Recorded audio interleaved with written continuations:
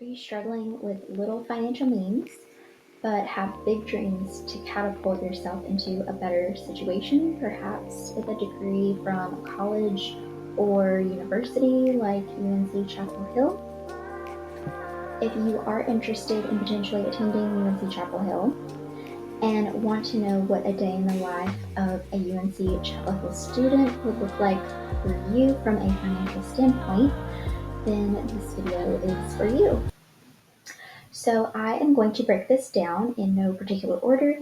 I am going to discuss classroom, cost of parking, cost of rent, attendance versus payday, financial aid, studying/study challenges, and then of course final thoughts. So let's get started.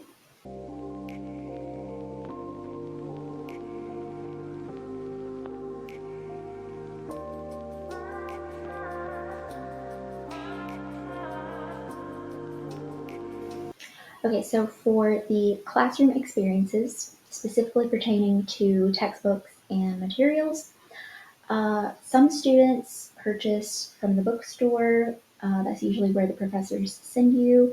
However, the bookstore can be quite expensive.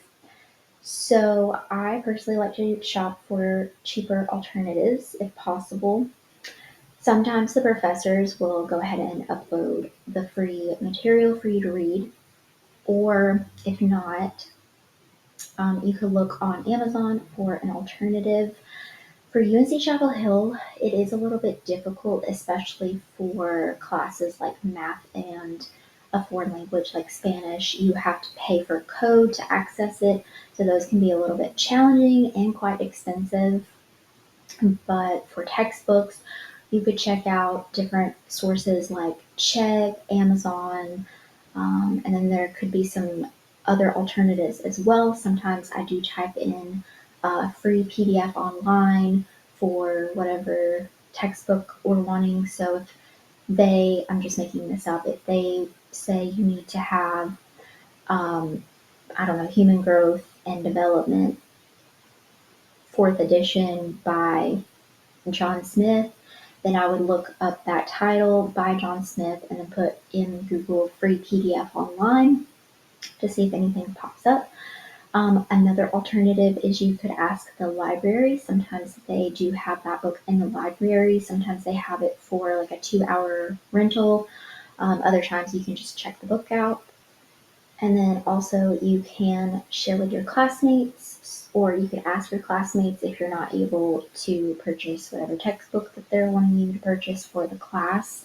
I think a lot of my classes were mostly anthropology, and a lot of those professors did upload most of the material. However, some of the electives like philosophy, maybe a psychology class or two, courses like that, maybe English, you might could get some things online free, but then you have to pay for others. So it just depends on which class you're taking and what your professor is wanting you to read and what professor you have. So a lot of variables, but you can find alternatives. Another option is I did actually find a book that I could read on Google Books. I did have to maneuver for the last few chapters because I could only read so many chapters on there for free, but that would be another option too, possibly. So that is how I would get around the textbook buying at UNC Chapel Hill. Like I said, some courses don't require you to buy anything; they just upload everything you need to read, and you don't have to purchase a textbook. But for some, you might.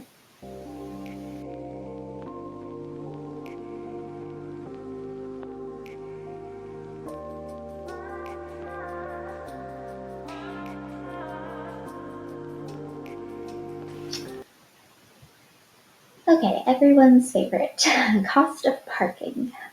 So, like I mentioned in the pros and cons of attending UNC Chapel Hill video, which I will pop up on the screen somewhere around here. Um, Parking can cost $175 or $150 depending on where you're parking. And then, of course, the lottery is, you can apply for the lottery. You still have to pay. You don't get a parking spot for free. It's about $400 more or less per year. At least it was when I was attending in person at UNC. I think I mentioned also in that video that I parked 40 minutes away from the campus and then walked 40 minutes and then walked 40 minutes from the campus to my car. So that's an option. Another option to combat the cost of parking would be to obviously live closer.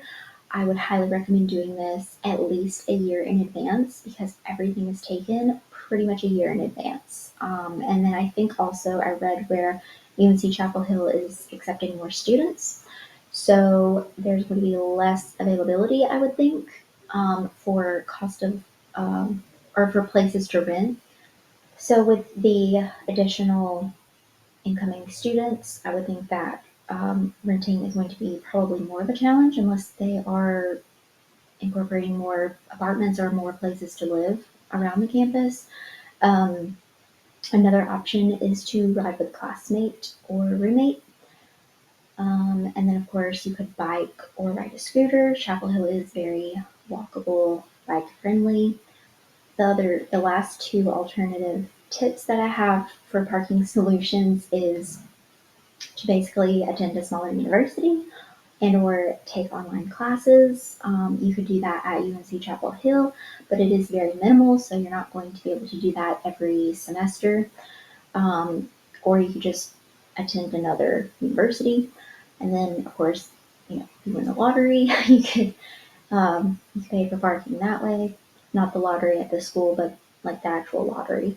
Um, yeah, so that's pretty much all of the solutions and tips that I have for cost of parking and how to combat parking from a financial standpoint, at least.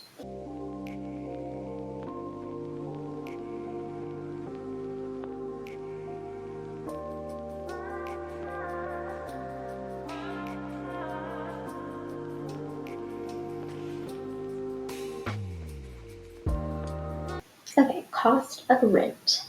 So the cheaper rents are always taken. Like I said, usually a year in advance.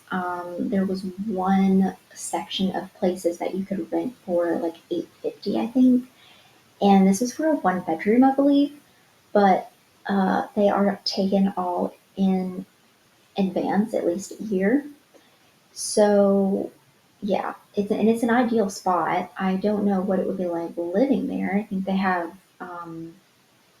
in unit ACs, so yeah, it's not the typical heating and air system.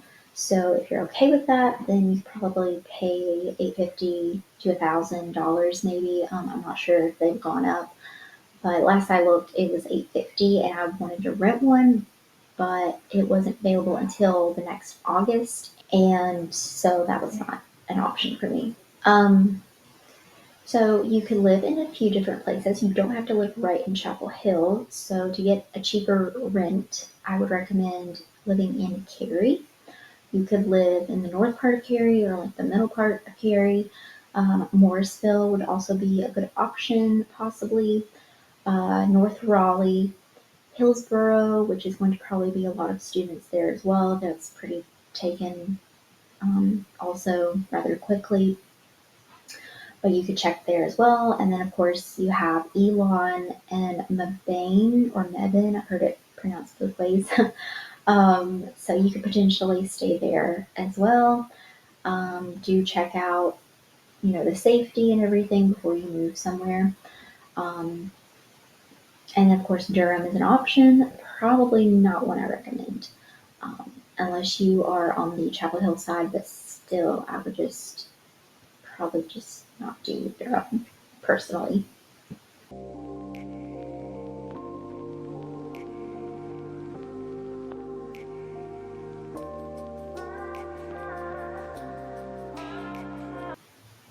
Okay, so for attendance versus paydays. Okay, so for studying challenges, Time is money, as the saying goes. So if you have to work, unfortunately, that is time away from studying, which can affect your grades, your GPA, and so on and so forth. So what I recommend when studying is to record terms or concepts for review while riding the bus or commuting to campus, however it is you commute to campus. If there's some way you can Bluetooth it while you're driving, but don't, if you have to fiddle with your phone, don't do that.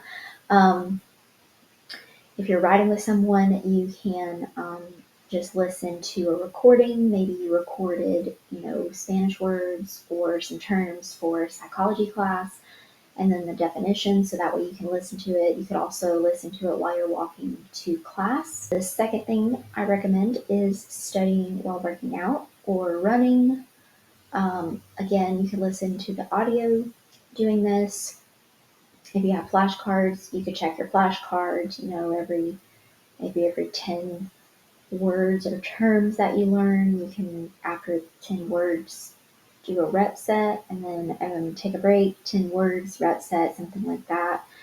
But don't linger on the equipment because more than likely someone will be waiting, especially if you're using the rec center at UNC Chapel Hill or, probably a regular gym that's just crowded around whatever time you're going. So do this, but if it's too crowded, just maybe skip it. At the end of the day, you want to be considerate. So just kind of assess the situation. If you're able to, great. If not, then you can listen to the audio while you're walking back to your place you're living or back to your car, wherever. You could also study at work. This is something that I did. I actually took some receipt paper and I wrote down some notes and some thoughts that I wanted to maybe mention in a paper or for an assignment. So that's what I did for one class. And that way I felt like I was studying, but also working. So that was helpful. Also, utilize any free time you have. So instead of just, I don't know, watching Netflix or going out, I would recommend using that time to study because if you're working and going to school, and you're having to attend classes and commute to classes, you're only going to have so much free time. So you're going to want to use that free time to study as much as possible.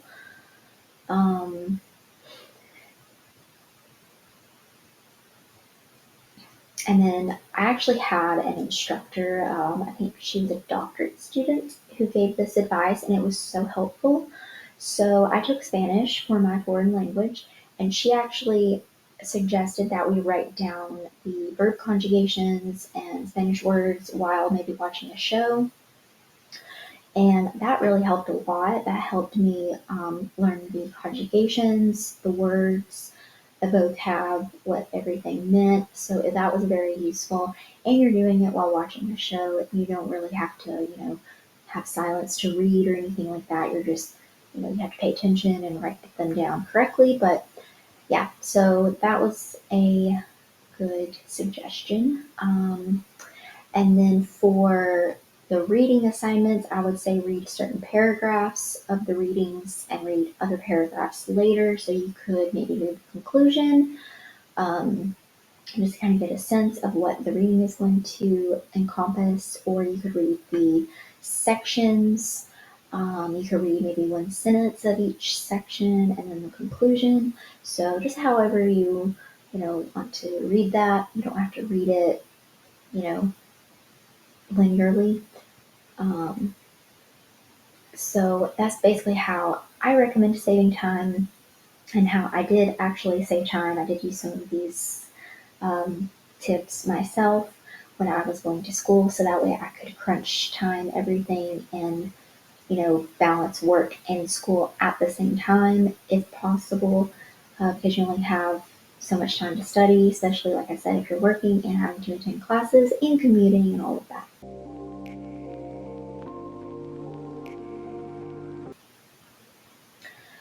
Okay, so for health, so exercising, I'm going to break this up into exercising and then meal planning. So for exercising, um, this is limited due to time constraints and studying and commuting and all of that. There is only so much time you have to do everything you need to do in a day, in a week. So I did try to prioritize exercise, and I do think I did for, I would say, through 2022 and then maybe the first month or two of 23.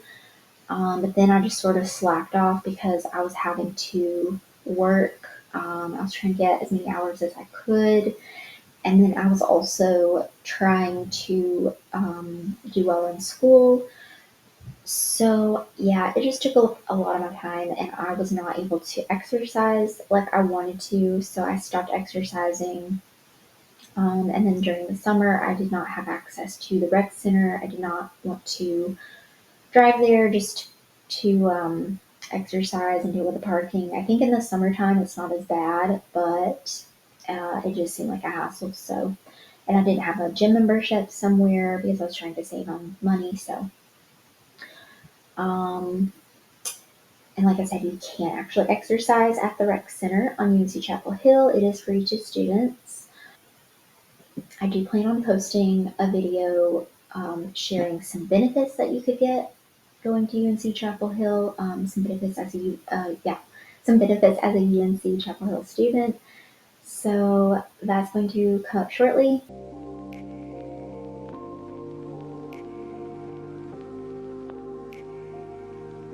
For meal planning, I would say that's very essential. Um, It's easy to want food on campus. There's a plethora of options. You have Starbucks in East Franklin. You've got this quaint little coffee shop on East Franklin that I never did end up going to.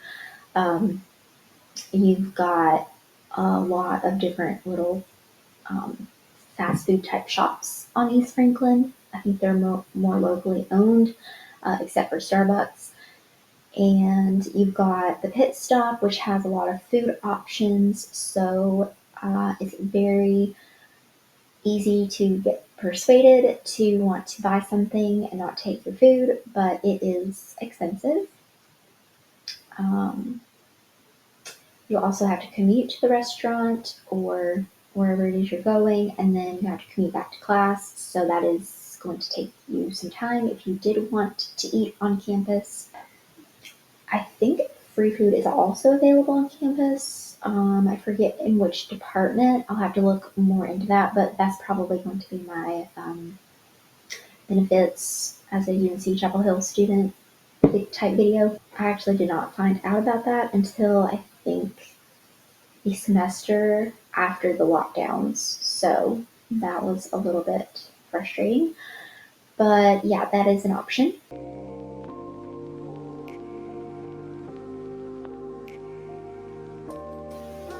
Okay, so just a couple of final thoughts to wrap this up. Um, Always thinking about money diverts focus from developing concepts or questions that could be asked in class based on the reading materials. So the effort you put into the class may not be the effort you want to put in the class, but you do the best you can do because you're just having to split your time up, and that's just something you have to do. So, with those tips and thoughts in mind, I hope this helped give you some ideas on how you can sustain your living situation while getting your degree at UNC Chapel Hill. Comment below. I'm just curious, which tip do you think helped you the most? Or you can comment a tip on any of the key points that I made on how you would recommend or how you as a previous UNC Chapel Hill student would or did survive, financially speaking. Maybe I missed something, I don't know, but let me know in the comments, and I will leave everything that I have mentioned in the video, along with maybe one or two other videos that you might want to check out in the description box. And I will see you in the next video.